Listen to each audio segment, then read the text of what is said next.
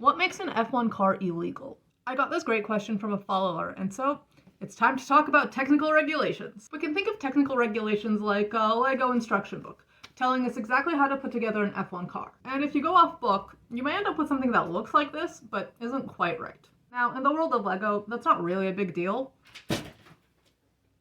But in the world of F1, it can get you disqualified. Even though disqualifications aren't that common, we've already had a few this season. So let's look at some examples from this year. Lewis Hamilton and Nico Hülkenberg were disqualified from the Chinese and Bahrain Grand Prix, respectively, for having something called excessive plank wear. Now, if we take a look at an F1 car, all of them have a plank on the bottom, preventing them from being too low to the ground. The lower they are, the faster they go. The regulations tell us how thick this plank needs to be. During racing, the plank will rub along the ground and essentially wear out. If it wears out too much, you're too low to the ground, and that's an unfair advantage. So you get a disqualification.